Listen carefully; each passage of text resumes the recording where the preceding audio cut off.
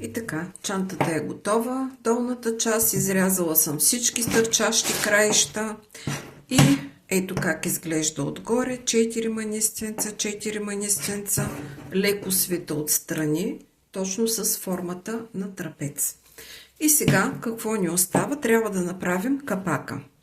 Капака, който да преминава отпред и да се затваря някъде по средата. За тази цел без значение коя страна ще хванем и от коя страна ще е капака, освен ако нещо предварително не сме си набелязали, по принцип няма значение от коя страна ще започнем да плетем чантата. Аз избирам от тази страна, капака ще се прехвърли напред и започваме така както започнахме от началото. Отрязваме си парче корда, с което да ни е лесно да работим. Горе-долу моите размери са с дължината на разперените ми ръце. Да си намеря къде ми е крайчето. Това. Ето аз я тук отрязана едно малко парче корда и с него ще почна, за да ви покажа. Започваме да плетем от долния край, или който ни е удобен, не някой може да му е удобен отгоре, края, и си нанизваме кордата на крайното ляво манисто. Тоест, ние ще продължим същата чанта със същите размери, още няколко реда нататък. Кордата ни минава през, ето ни двата края, през едното манисто. За да станат 4, ние трябва да добавим още 3. На дясната корда, от страната от която плетем, нанизваме още 1, 2, 3 маниста. Отново в последното правим примка. Ето го. Прекарваме през примката другата корда и затягаме, като ето ни готов първия ред за чантата. Отново, както плетахме отстрани, с лявата страна на кордата преминаваме през следващото манисто. На дясната нанизваме, в нашия случай вече 2 маниста, защото имаме едно горе и едно долу. За да станат 4 в нашата фигура, нанизваме 2 маниста. Преминаваме обратно през крайното манисто, правим си примката и промушваме вътре кордата отляво. Отново минаваме през лявото, с лявата корда през последното манисто нагоре. Станаха 2, добавяме още 2. 1, 2. Обръщаме да направим примка. Ето я. И продължаваме така още нататък, докато стигнем края. Минаваме през лявата и на дясната 2 маниста.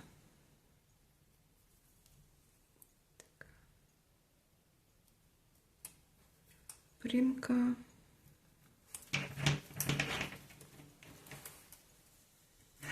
С лявата корда през последното манисто. На дясната слагаме отново 2.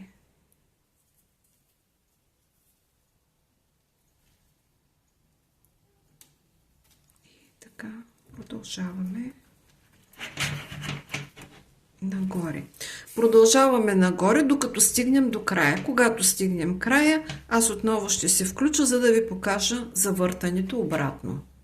Стигнахме края. На горната корда, междувременно ми се наложи да добавя още едно парче, на горната корда нанизваме 2 маниста. Така. Изтегляме назад. Правим си примката. И през нея промушваме долната корда, така че манистото да ни дойде отстрани, тъй като с него ще започнем да плетем.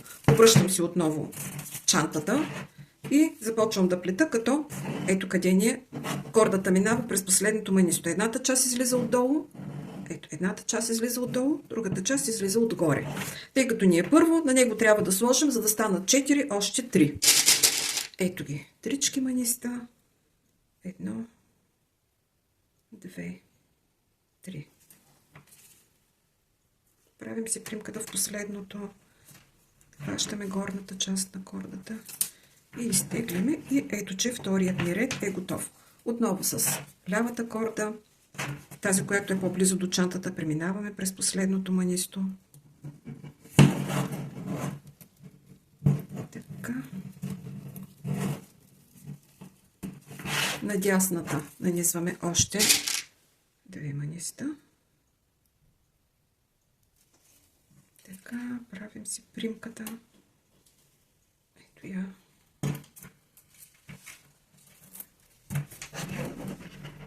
Така, междувременно, ако виждате, тук ми стърчат разни краичета. Това е където снаждах последния. Добавях друга корда и мога да си върна обратно и да ги преплета през няколко маниста, така че да не се виждат, и накрая да ги отрежа. Да ги промуша от тук, така, после от тук, отново и си клъцвам, т.е. не ги оплитам, докато вече все още не съм тръгнала и не ми е стабилна новата дългата част от манистата. Така, това после ще го промуша, тъй като ми е късичко, и продължавам да си плета останалата част. С лявата корда отново минавам от тук.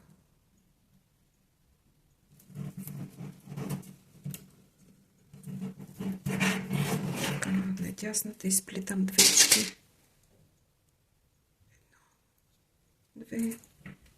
Промушвам, за да направя примката и продължавам нагоре да плета до така. Изплетах още след самата чанта за капака 3 реда. 1, 2, 3 реда. И понеже ширината на чантата отстрани ни е 1, 2, 3 реда, това е достатъчно да бъде капак. Само го пречупваме и той застава като капак. След което на него ще направя дръжката. И от тук нататък ще трябва да направя капака и отпред. Ето така, капака и отпред. Капака ще бъде скосен, затова първия ред, т.е. нашия четвърти ред, ще бъде със същата тази дължина. След което започвам да скосявам надолу, докато стигна, може би, около центъра. И там ще завърша чантата. Затова продължаваме. Вече съм на финала на четвъртия ред. И тук ще направя една промяна. Тъй като ще започнем да скосяваме, това означава, че нашите корди ще минават няколко пъти през манистата. И тъй като моите маниста са с големи дупки, с малки дупки, ако имате маниста с големи дупки, не е проблем, но тези са малки, и за това за последните 2 реда, 2 квадратчета, които ми остава да завърша реда, няма да им правя примка, аз ще ги кръстосвам. Ето как ни е горната, дясната корда и лявата. Слагам 1, 2 маниста и няма да правя примка, а с другата корда просто ще го прекръстосам. Тук няма опасност да се огъне, защото ще мине няколко пъти след това кордата през тези маниста, така че можем да си позволим да ги направим само с кръстосване. Отново минавам с лявата корда към манистото, към чантата. Така, и на същото това манисто, тъй като продължаваме в тая посока да плетем, нанизвам 2 маниста, за да си завърша фигурата. Отново няма да правя примка и с дясната корда, ето я, ще мина да я прекръстосам. Ето тук в манистото и оформихме нашето квадратче, последното, от четвъртия ред. Следващия ред, петия ред, ние ще го направим с едно редче, едно манисто по-малко. Тоест, нашето първо манисто няма да е това, а ще бъде следващото. Тоест, нашите две корди, или както тук излизат едната отгоре, другата отдолу, така трябва да излязат не в това манисто, а в това. Една нагоре и една надолу. Си дясната корда. И тръгвам обратно, откъдето е излязла дясната. Назад към манистото. Така. След което минавам с едно надолу. Връщаме. Така.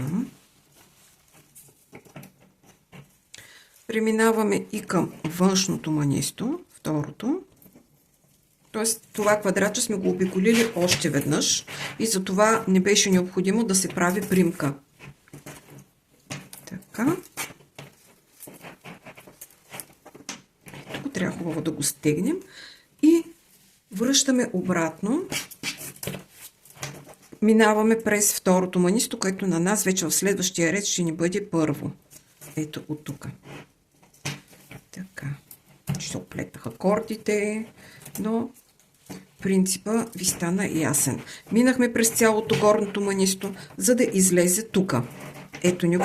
Нашето първо манисто ще бъде второ. Имаме си кордата, която е отдолу. Сега тази корда, трябва да имаме една корда, която да излиза навън. Затова тази, която ни беше горната, я прекарваме през другото квадратче. Влизаме навътре.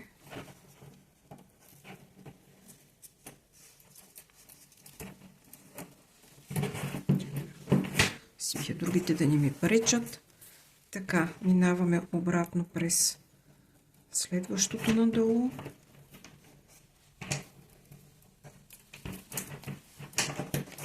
Така.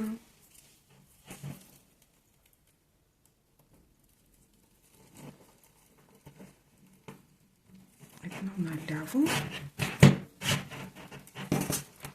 Така. И връщаме едно надолу. И какво се получи? Нашите две работни корди вече са на второто манисто. Какво направихме? С едната обиколихме крайното квадратче, с другата обиколихме второто квадратче, така че тези нашите двата края, единия ни е отдолу, другия отгоре. Аз я обръщам обратно чантата, тъй като на мен ми е удобно да плета от тази страна. Тук ще си намуша тези крайчета да не ми пречат и да не ни разсейват.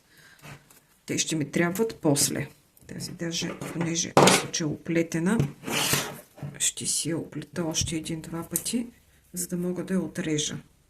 Значи, когато започвате и завършвате, налага ви се да удължавате, нали, с някаква кордата, която е станала къса, може и да не правите примки в последните няколко маниста. Защото за да ни е по-лесно да ги прекарваме после няколко пъти през манистата. Така, това съм го прекарала така или иначе 3-4 пъти и мога спокойно да си го отрежа, така че да не се вижда с този инструмент. И така. Ето ни обратно чантата и продължаваме сега с един ред по-малко. Принципа на плетене си остава същия. На кордата, независимо, че съм я обърнала обратно, на кордата, която е отдолу, нанизваме 3 маниста.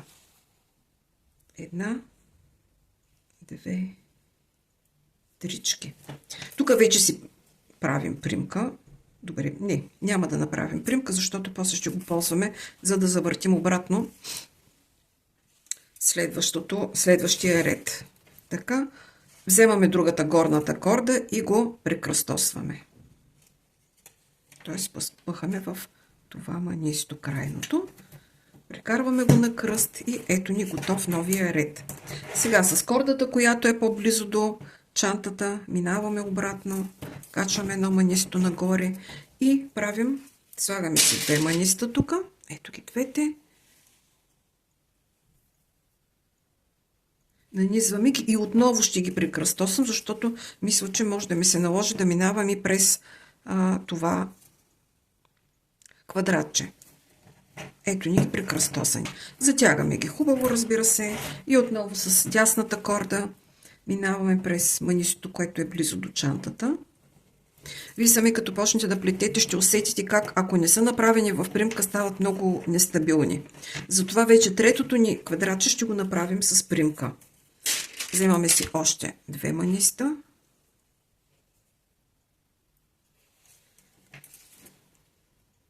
Така.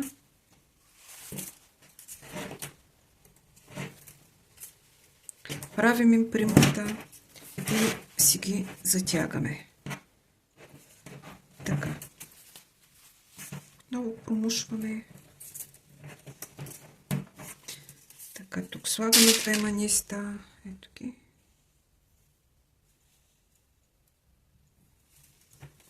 Така, правим си примка и затягаме.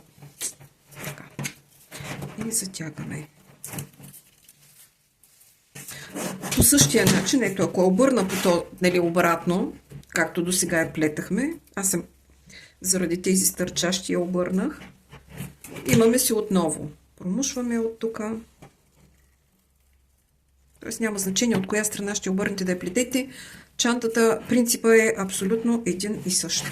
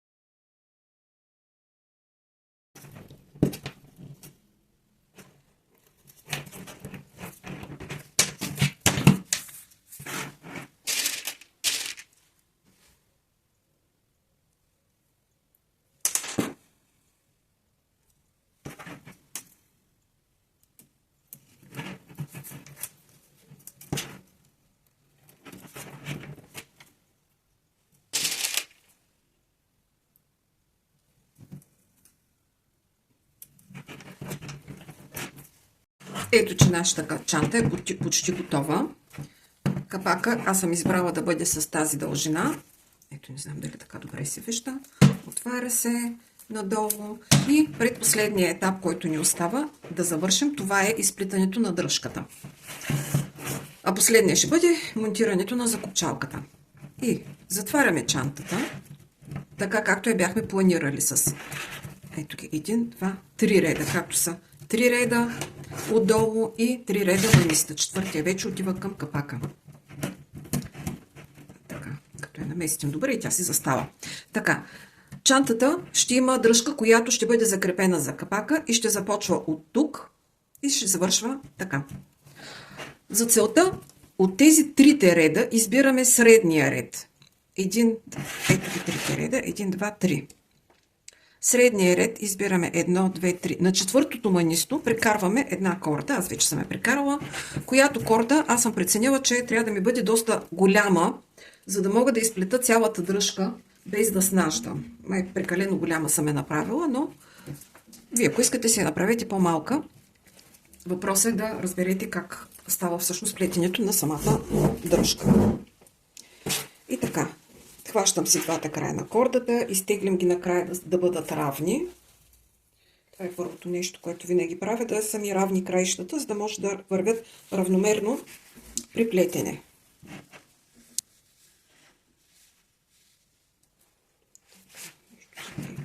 Ето, сега двата края са ми равни. Имаме хванато едно манисто, от което излизат лява и дясна корда. За да стане квадратче, ние трябва да добавим още 3 маниста. Аз ще ги добавя на дясната корда, защото ще плета по часовниковата стрелка. И така, на дясната корда нанизваме 1, 2, 3 маниста. Така. Няма да им правя за сега ушенце. С лявата корда, с края на лявата корда, ето и моята лявата. Хващам тук дясната, къде ми бягат, така. Преминавам отгоре надолу през крайното манисто, за да се оформи квадратче. Ето го нашето оформено квадратче вече. Ето така ще обърна да се види. Значи самата чанта, първото манисто е на самата чанта. Ето го. Около него сме направили още 3 и вече си имаме квадратче. Как да го завъртя, че да се вижда по-добре?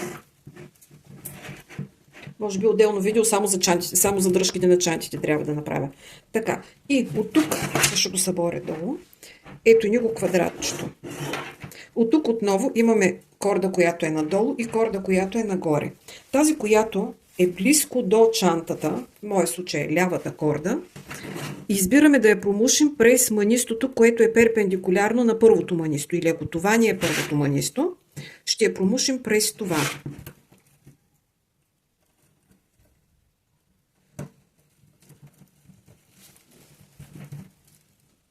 Ще се изтегля тук с ножичката. Хоп, така. Изтегляме лявата корда. И отново тук имаме една-две маниста, които са наредени за дръжката. На дясната корда, на тази, която е от горната ни страна, за да стане цяло квадратче, слагаме още 2 маниста. 1, 2 маниста. Така. Изтегляме ги додолу и вземаме лявата корда, или тази, която ни е към чантата хваната, и промушваме отпред-назад, т.е. ако тук ни е края, отвънка навътре, промушваме през последното манисто. Така. И се получава второто квадратче. Сега трябва да промушим третото квадратче. Пак кордата, която излиза надолу от към чантата, и я промушваме през следващото перпендикулярно манисто. Ето през това. От тук. Аз сигурно ще имам нужда от помощ от иглата като помощничка, защото при мен тук са оплетени много стегнато. Така. Промуши го все пак. Така. И отново имаме 1-2 маниста. Едното е от към чантата, другото е отстрани от това, което плетем. На дясната ни корда, това, което отива нагоре, нанизваме отново 2 маниста. Едно, 2 маниста. И с лявата корда, тази, която е от към чантата, която върви, преминаваме през това, което избяга.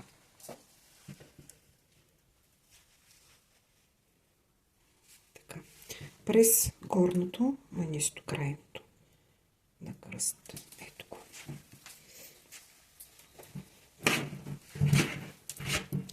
Така, и какво се получи? За да завършим квадратчето отгоре, ето го, ни е нужно още едно манисто. За тази цел хващаме лявата корда, която е от към чантата, надолу. Преминаваме през манистото, което е на чантата. Ето това. Веднъж. Така, измъкваме го. Така. И към съседното нагоре. Т.е. това, което ние направихме преди малко. Ето това манисто. Ето това. Така, изтегляме го нагоре.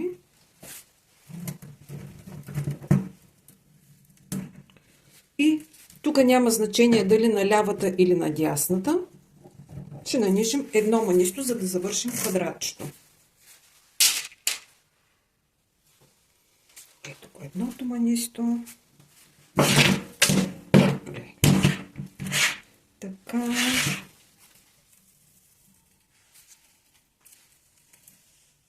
Много са ми дълги кортите и заради това трудно ги... Така, ето го едното манисто, което го прекръстосваме и го закарваме в средата, там където ни е празното пространство за него. Ето го. И квадратчето ни вече е готово. Ще обърна така, за да я видите. Тоест, по този начин ще плетем дръжката нагоре и накрая ще извием към другата страна и ще я закрепим едновременно. Сега, продължаваме пак.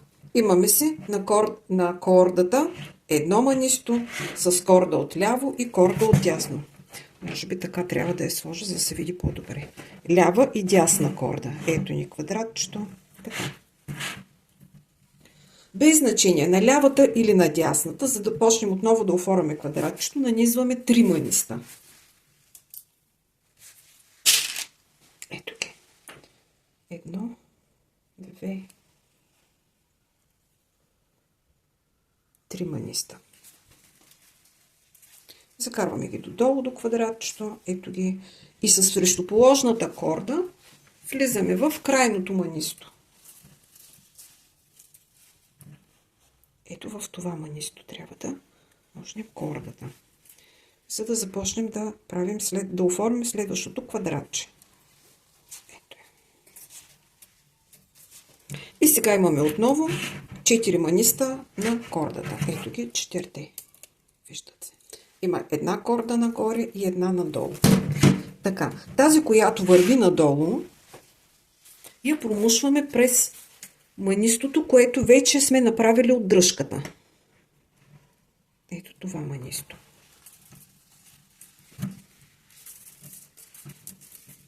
Така, имаме си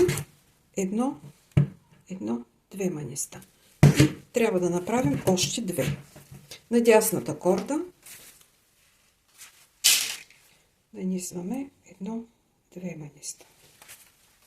Така. И с лявата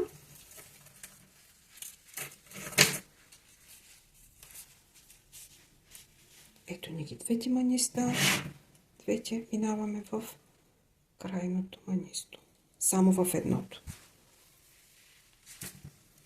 и го прекръстосваме.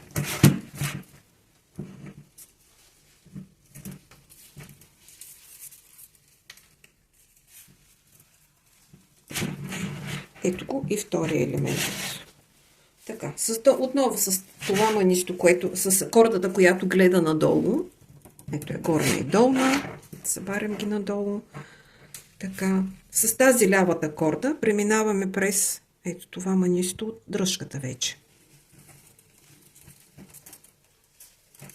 Така, отново имаме едно-две маниста на кордата. На дясната корда, тази, която е отгоре, нанизваме 2 маниста. Ето ги, 2. И те слизат додолу. Така. Крайното манисто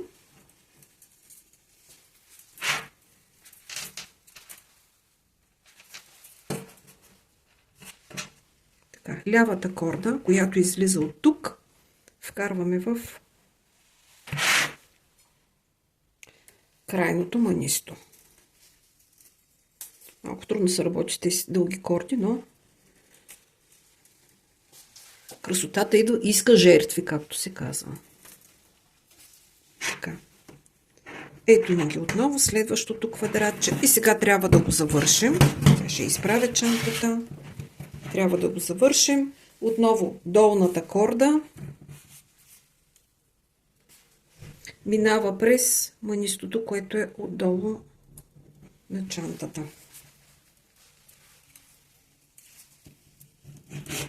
Така. И качваме едно манисто нагоре, за да завършим и втората фигура от дръжката на чантата. Ето го нагоре. Така. И трябва да завършим с още едно манисто.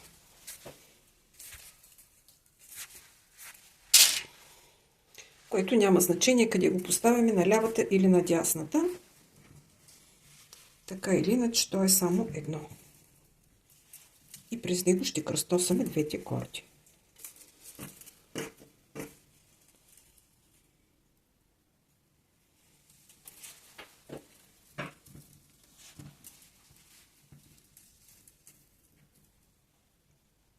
Така. Само, че съм го завързала, защото е дълга кордата и се завързва.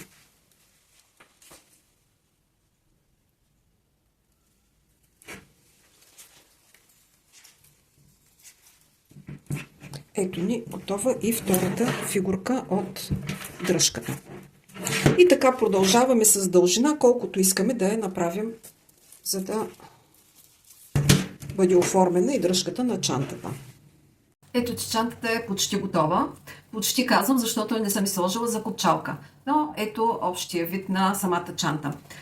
Тъй като манистата са много блестящи и не се вижда добре как се прави самата дръжка, или аз поне реших, че не се вижда добре, ще направя отделно видео, в което ще покажа точно как се плете с някакви по-тъмни цветни маниста, за да може да видите принципа, на който се изплита дръжката. Как се захваща за основата, как се завършва и самото плетене. И сега какво остава? Да изложа закопчалките. Аз съм избрала на тази чанта да поставя магнитни закопчалки. Те се продават в магазините, съвсем навсякъде може да си ги намерите. Ето какво представляват магнитчетата. Ето ги, залепват се и се разлепват. Аз ги зашивам за самата чанта. Определям общо взето къде ще стои, къде е центъра. Отдолу и отгоре и с игла и конец, с прозрачния конец, невидимия конец, ги зашивам и ги прикрепям.